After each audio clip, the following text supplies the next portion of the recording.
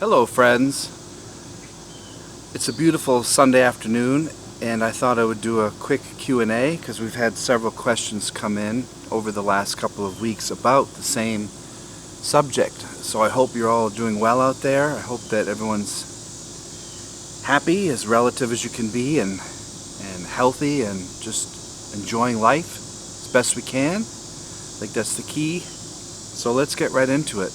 Jordan from Texas asks, what is the best and the hardest parts of owning a large dojo? Elena asks, what is the average age of your black belts at your school? Angelo Ferreira asks, I left my black belt shortly after earning it. I was bored with my training. Andrew in California asked, do you have a black belt or a master class at your dojo? And how do I progress in your system? Brian from Maine wrote, I would do anything to come and train with you, Sensei. Can I come to your dojo, and how long does it take to earn your black belt? These are all great questions I get a lot. So let's start with the first one. Jordan in Texas, what is the best and the hardest part of owning a large dojo?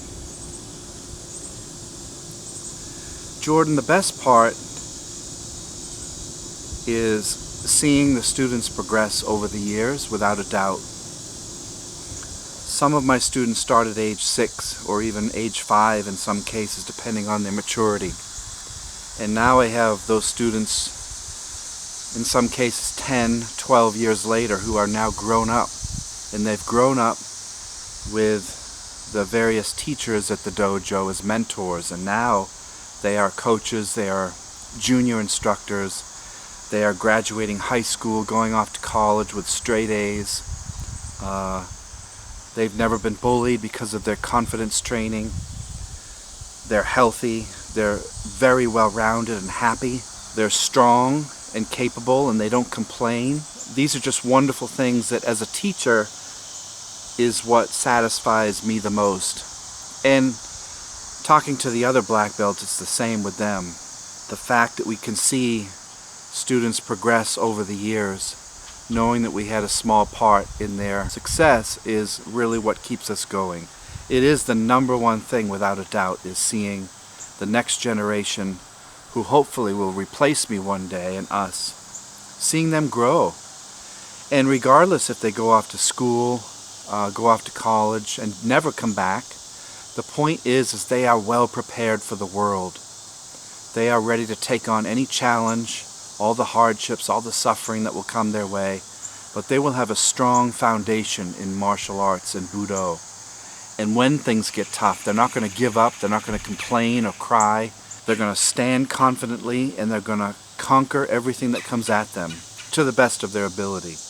That is without a doubt the best part of having a dojo and seeing long-term results. The hardest part is the same. It's when you invest your time in students and then they quit for whatever reason.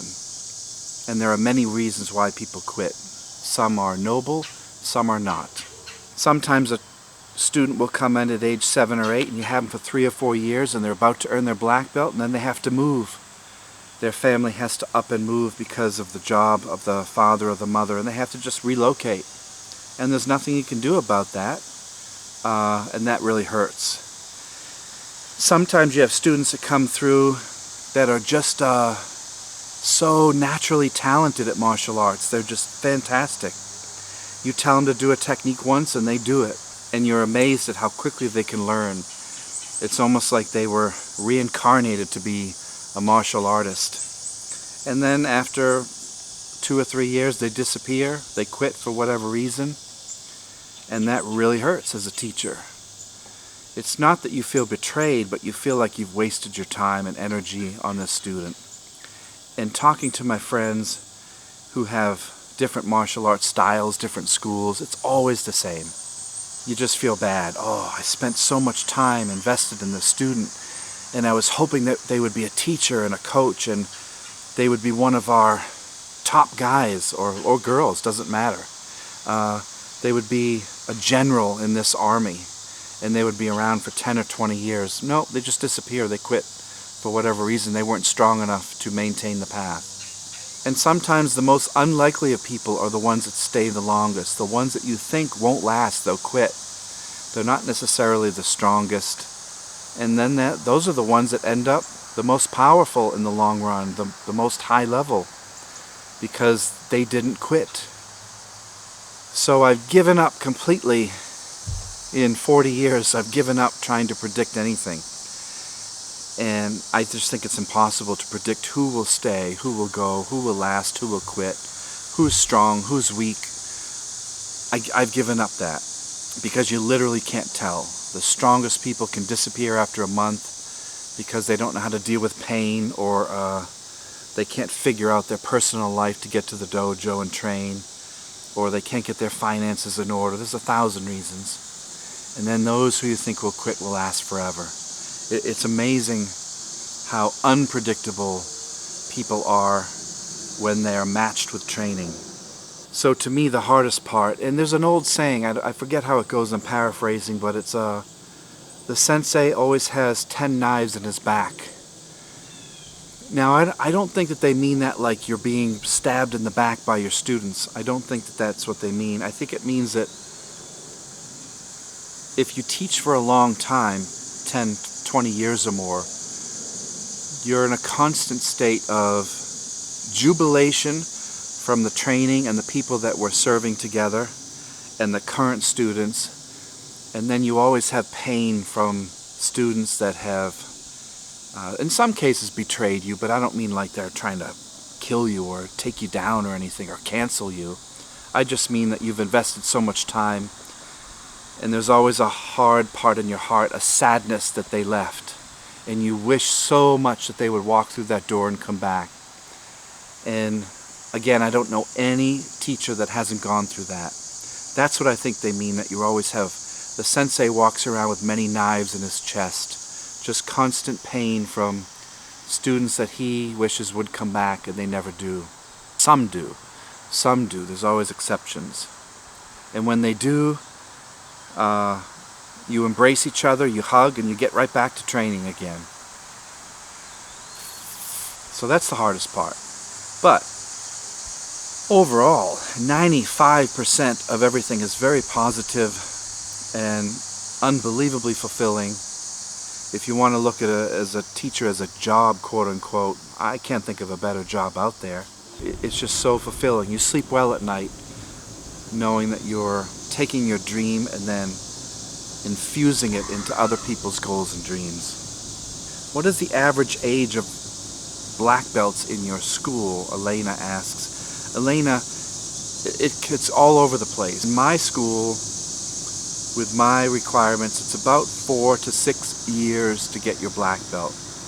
It really depends on each person. Some people, if they're training 4 or 5 days a week, they can get their black belt in about 4 years.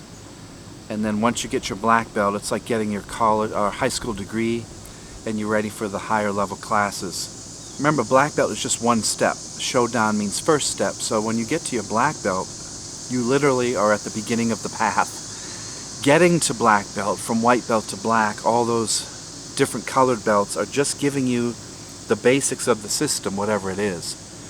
They're showing you how to move your body, how to punch, how to kick, how to roll, and maybe 50 to 70 techniques to get to black belt. Then once you get to black belt, if you're an artist out there, it's like you have your canvas, you have your paints, you have your brushes, and then you start to create. It's anywhere from 4 years, 5 years, 6 years for those who go slower, who might come in once per week, or just don't do the requirements that I set up for them.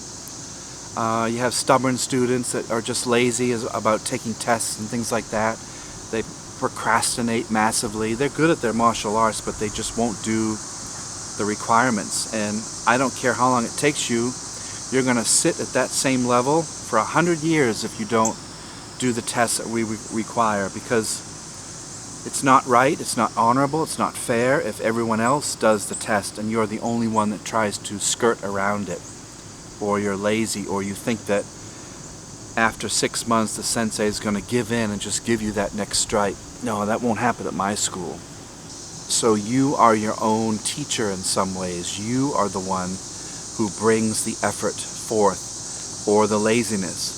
Some people get stalled in the brown belt level. They get to brown, white, brown, black belt, and we have a lot of testing you have to do, a lot of physical tests, randori. I have a history test, which I expect you to know about the martial art, because it makes no sense to know a martial art physically, but you know nothing about its history.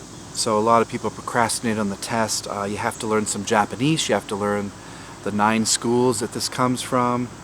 You have to learn the teacher's teachers. You have to learn the terminology we use in the dojo. Again, so if you're at a party someday and someone's like, what do you do? And you're like, I do tic-tac-toe. Oh, well, where does that come from? And you're a brown belt and you're like, you know something? I don't know. Well, what country is it from? I think it's from Korea. I think it's from Japan or China. You mean to tell me you don't know anything about the history? So to prevent that, we have a test you have to do. And you have several physical tests you have to do. You have to pass certain requirements or you don't get your black belt. Now, again, it depends on your person. We have people with special needs that train. We have people that are in their 60s and 70s that train, and they can't physically do some of the things that others can do. But I expect you as an individual to step up your game and be the best that you can. It's impossible, and all my mentors and sensei agree that a black belt is different for each person, but we expect you to excel and you to be the best that you can be. Not necessarily the best that those 5 over there are. Not everybody's going to be the best fighter. Not everyone's going to be the most flexible. Not everyone's going to be the most intelligent. Not everyone's going to know everything. But can you be the best that you can be? And that's what we as black belt mentors will shape you into. And often you're your own worst enemy. So it's our job to push through those obstacles with you positively and help you into the black belt. But we're going to be tough, because that's often what it takes for people to get over their fear and their trepidations about their own person. A lot of people won't admit it, but they're ashamed of who they are. They lack confidence, but they'll never admit it. They don't believe in themselves. They have been held back from things that have happened in their past with their family or their friends. They might have been through some personal trauma in their life. But our job is to coach you through that and to get you into the black belt status. And then from there, you can really start to blossom and create. But it's not an easy path, but anyone out there, anyone watching this is capable of doing it. You just have to be the best person that you can be. I left shortly after my shoden. I was bored, says Angelo Ferrara. You guys know my opinion on this. If you're bored, you're a boring person. I don't think there's a martial art out there that legitimizes the term boring.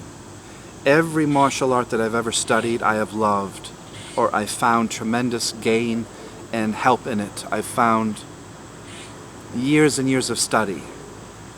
And to think that you're bored means you're an arrogant person, usually. You think you know it all. You think the teacher doesn't know what he or she is talking about, and they have nothing left to offer you. That's a young man's arrogance. That's a conceit that shouldn't be tolerated. And often those guys weed themselves out. They're actually not strong, they're quite weak. Weak because they can't give themselves to the martial art and commit long enough to find the secrets, to really gain a mastery in the martial art, really see the depth of it. They're what I call a shallow swimmer. They don't understand how deep this stuff goes. So after 3 or 4 years, because they always expect something, they expect to be praised, they expect constant gratification with new belts and new stripes and new awards and new ranks. They don't understand the art of endurance, the art of the long game. They don't understand the long game. Therefore, they call it boring and they disappear. And this happens again in all martial arts. So my opinion in Angelo's case is either you didn't communicate with your sensei, you didn't ask him what's next, or you were arrogant or lazy, and you just didn't want to play the long game. You wanted the easy way out. You wanted the Amazon way out where you expect something tomorrow that you order today. Technology has really cursed us with not understanding how to be patient. Because we can get on our phone and do so much with it, the technology really has kept us from sticking with things and not quitting. It's very easy to quit nowadays. Angelo, maybe go back to your teacher and talk to him or her and ask what you can do to come back, and then re-find yourself on the path. Get back on the mountain, get back into the training and see what they can offer you. Maybe that was a test they were doing and you failed that test by leaving. It takes 3 or 4 years to get your black belt in most martial arts. That's nothing. That is absolutely nothing. Now, it's a heck of an accomplishment, and you have my extreme honor and regards if you did earn your black belt, because again, most people quit way before that. Most people can't handle the path, they disappear. So for you to get your black belt in whatever art it is, I have respect for you. But a first degree black belt, you have a second degree black belt, third degree, fourth, fifth, sixth, seventh, eighth, ninth, 10th. So you're quitting way down the line. You haven't seen anything yet.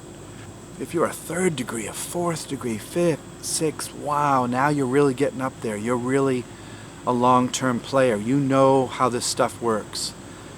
And you know the ups and downs of the game, and you haven't fallen off the path. You're strong. You can persevere. You can put up with whatever your teacher throws at you. You're a patient person. You don't expect as much. And when you are disappointed, you don't quit and leave. You continue, and you get through the obstacles in your life. Very, very few people get that far. Very, very few. 1 out of 1,000, if that. I don't know the odds, but they're way down there. It's like becoming a professional basketball or football player. Everyone and his buddy wants to become a professional basketball player, right? Or football player, but how many actually make it there? What, 1 out of 10,000 maybe? If that? But don't let the odds scare you. It's possible for anyone to do anything if you put your mind and body to it. Do you have a black belt class or a master class at your dojo? Yes, we do. You guys know how I feel about that word master. There is no such thing as a master. I believe it's arrogant to call yourself a master, and I see it happen all the time. When you call yourself a master, you imply that you can't learn anything more, that you're at the top of your game, and it tends to suppress people below you. You're a student and I'm a master. Just saying that is cringeworthy. It makes me want to throw up in my mouth. But yet people do it all the time. And I find that the martial artists who are the worst have to have more titles to cover up for their insecurity. So when you find people that call themselves a grandmaster or soke or any of this, it's a bunch of BS in my opinion. Your name is your title. How you carry yourself is your rank. What you can show on the mat is who you are. It has nothing to do with rank, belt color, how many stripes are on your belt. It is your character. And once you call yourself a master, you're no longer a student. So all of us who have been around for 40 years or more are students. First, anyone out there, when you allow your students to call you master, it's really detrimental long-term to your ego. Let that stuff go. I don't even wear my black belt in class 90% of the time because I know that even wearing that belt promotes ego. So you'll see in the 400 plus videos, most of the time I'm not wearing my belt unless I'm wearing my weapons. I need something to hold them in. But your belts, certificates on the wall, awards, these ridiculous titles that people give themselves to feel important and to try to make more money and attract students, it all is a mind game. It's all an ego game. And the strongest, the best martial artists I know are the most humble and the ones that say, just call me Bob. Just call me Mary. That's who I am. Yet when they get on the floor, they're unbelievably good at martial arts. And you can tell that they put in the dirt time. They put in the decades of training it takes. But you don't have to title them. They don't need that. When they go to bed at night, they're just like everybody else. So stop calling yourself a master. There's no such thing. You are a student. We are a student. But we do have a level 4 class where black belts do train. A couple nights a week we train, a couple hours a week. What I love about the black belt class is you don't have to tell them what to do. We can just go into these difficult katas, these difficult techniques, and I don't have to reteach everything. I don't have to tell them how to stand or how to bend their knees or how to do a dive roll or something. We just do it. So the other night we're like, okay, get your gloves on. Guy's gonna come in with 4 punches. You're gonna dodge, you're gonna destroy the arm, and then he's gonna come in close. He's gonna try to do an uchimata on you, and you're gonna counter that with santo. And the black belts are like, yes sir, let's get to it. And they know how to do all that, and I just watch them go through it. Give a couple points here and there, make sure their defenses are up, watch their distancing, and then we continue from there and we build. It's really cool because remember, every technique that you learn, every new skill that you learn on the mat is getting one more playing card, one more Lego in the set. And when you're a black belt, you might have 50 playing cards or 50 Legos, and now you can build a house and you can structure it. But when you get to black belt, we start to exponentially get more cards quicker, higher level cards. It's like, I don't know, I don't play, but it's like if you played Magic the Gathering. It's like you're getting higher level cards as you get higher up in your ranks. Or if you're a tabletop gamer, a role play gamer, your stats increase faster. So you might start at a 14 dexterity. When you get to black belt, you might be a 16 dexterity, and now you can get to an 18 plus. And it's so cool to watch people when they get to black belt just blossom completely, and they start to really get good at a weapon or 2 weapons, and they start to develop a style, and they pick one of our 9 schools and they really study that school. They become a scholar of that school. They know all the techniques and the different scroll levels. And I just sit back as a teacher. I'm like, wow, this is what it's all about. This is what's the best part of a martial art career or journey, is watching your students just blossom and grow. And then here comes that pain again, because a couple will disappear to college, or someone will get sick, or they'll quit, they'll break an arm or something. They'll have 2 kids and they can't afford the training, or they lose their job, or they get sick from COVID, or they get transferred and have to go to India for 3 months. All these things happen. So there's a constant rapture and pain as a teacher that you go through every single day. But that's just something you have to endure as a teacher. But it's so cool in black belt class to see people stack these techniques. All right, you're going to do this, and now he's going to come in and counter you. And now you're going to counter the counter. And he's going to flip you, and you're going to roll out of that, and you're going to grab a sword off the wall, and you're going to come at him with a sword. And he's going to dodge 3 times. And then he's going to do an osotogake, and he's going to mount you, and he's going to start pounding on you, and you got to shrimp back and get out of the way, and you got to get him in a reverse onikudaki or a kimura or something. And then you got to get up, and you can't breathe, and 2 more people are going to come at you. This is what I love about black belt class. It's so fantastic. I wish more people would experience it. It's what we train for. We train those first 5 or 6 years to get to that level. It's like going to college and seeing that philosophy professor for the first time, and he blows away all of your preconceived notions and beliefs. And you grew up in this little bubble, and your professor pokes that bubble and says, no, no, no. This is what I think. What's your opinion on that? And he makes you debate and stuff, and it just blows your mind. This is what black belt training is about, and we look forward to it several times a week. Brian in Maine, I would do anything to come and train with you, Sensei. Thanks, Brian. It's up to you, my friend. All you have to do is get here. I get so many people. I want to train with you. I want to train with you. But you guys, you got to walk the walk. You can't just talk the talk. You know, when my teacher challenged me 25 plus years ago and said, hey, you want to train with me? Come to Ohio. Well, guess what, you guys? I did. I worked 2 jobs, saved up the money, left my family, my girlfriend, and grabbed a U-Haul and moved to Ohio. I didn't know a single person. Found the school, showed up. Matter of fact, it was thundering and lightning the day I showed up, and I walked in. It was like something out of a movie. My teacher was there running a class, and I walked in and said, "Sir, here I am." He said, "Oh my gosh, you made it, you came." He's like, "No one ever comes." I'm like, "I'm here." The power went out that first night. When I came in, the power went out in the dojo. That was so freaky. But the next day I found an apartment across the street. In case my old crappy car broke down, I could walk there or get a bike and ride there. I immediately went out, worked my butt off, put on a ton of applications, got a job from 6 in the morning till 2 in the afternoon so that I could go train from 4 to 9:30 every day. Monday through Thursday, I trained from 4 o'clock to 9:30 at night, did about 5 classes a day. And then Saturdays, woke up at 8, got to the dojo at 9 and trained till 1. Then we would do a seminar, usually every weekend from 1 o'clock to 4. And often on a Sunday we would do a seminar from 9 to 5. That's what I did. It was like college times 2.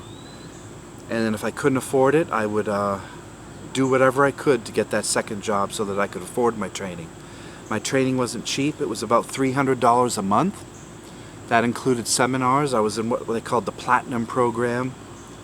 There's no excuse when people say I can't afford whatever it is per month. I'm like, get a job and do it. Rake leaves, shovel snow. Life is not going to hand you your dream. You have to actually work for it. People get offended by that tough love, but hey, we need more people like that in the world, as my teacher did to me, and all my teachers did that to me. And I'm glad they did, because I'm a better person because they were tougher on me. They challenged me and I stepped up. So the people that write to me, I'm challenging you to step up and show up and get to my dojo in Cincinnati, and I'll train you. I don't care how old you are, what gender you are, where you came from. I will train you. If you have the heart, I will give you my knowledge over the years, and you can stay as long as you want. If you can only come and train for a week and you want to rent a hotel room and come and train with us, you're more than welcome. If you want to stay for a whole month, you're more than welcome.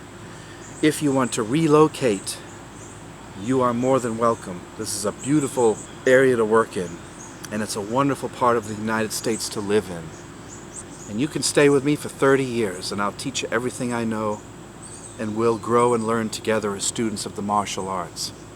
And I'm always looking for that next right-hand man that will stick by me and take over the dojo. And I'm always looking for the next generation of students who are up and coming, who might be in their 20s right now and have no direction, no purpose.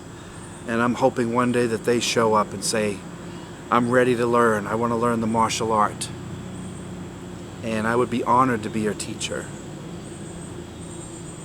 And one day you can become a black belt, and you can become a 7th degree black belt, and you can save up the money and take some business classes and open your own dojo, and you can make it successful, and you can serve your community as I have served mine, and you can influence hundreds if not thousands of people over your career.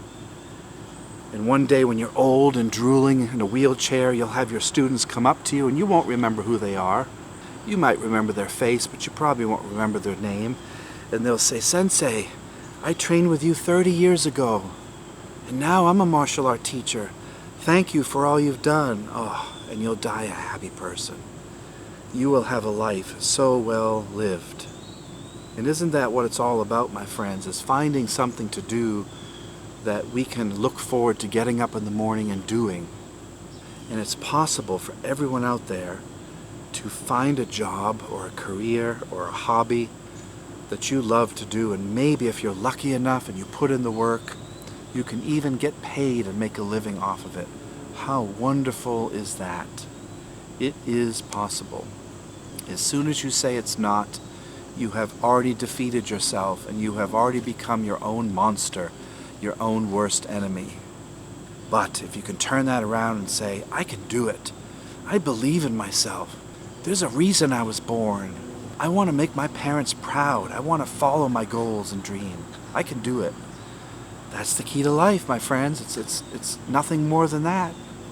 And here it is. Can I come to your dojo? Can I come to your dojo? Absolutely. You're all welcome. You're all welcome. Our dojo is open constantly. Now, how are we doing with COVID? Doing pretty well. Because we're established, we've been there 15 years, so I have a large student base, so Those that have quit and left, they've been replaced by new people. New people are always coming in. I was kind of surprised at how many new people are coming in with the COVID crisis, but people want to train. They don't want to be stuck in the house, and they're willing to wear a mask and come in and sweat and train with less oxygen.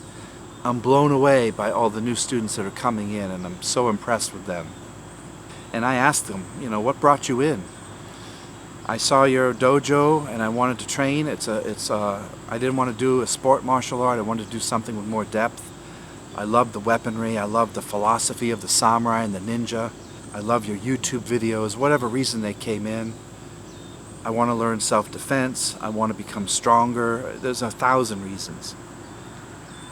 And then the ones that are afraid to catch the virus, many of them come back as well. They take a break for 4 or 5 months and then they come back and they knock the rust off and they start right where they left off. There's no shame in that. Everyone has a right to stay home if they wish. And we have our virtual training. We're doing Zoom classes for certain people who are students of ours. Now, I've had a lot of people call the dojo that want to train with us on Zoom. The answer is no, not right now. We're not set up for that. We don't have the manpower. When I'm training and teaching, I have to concentrate on my own students, the ones that are there physically, in person, and the ones that come in through Zoom who are current students of ours who are stuck at home. I have to concentrate on them. I cannot, I'm sorry, right now, have 20 or 30 people from around the world coming in and asking me 100 questions. I can't be pulled that many directions. And you guys understand that, I hope. I must respect and honor the students that are with me, that are paying me, that are giving their time and energy several hours a week. I have to put them on top. I appreciate all those who have written in and called and inquired about classes, and I'm really happy that you're enthusiastic. But my advice to you is the only way you're going to be able to do it is to come to our dojo, to make a trip, to plan a vacation, to move, to relocate, and train with us full-time at our school. If I had 50 more black belts and I could have people dedicated to Zoom, we could do virtual classes every week. But you guys know, long-term, you cannot learn martial arts over the computer. It's not possible.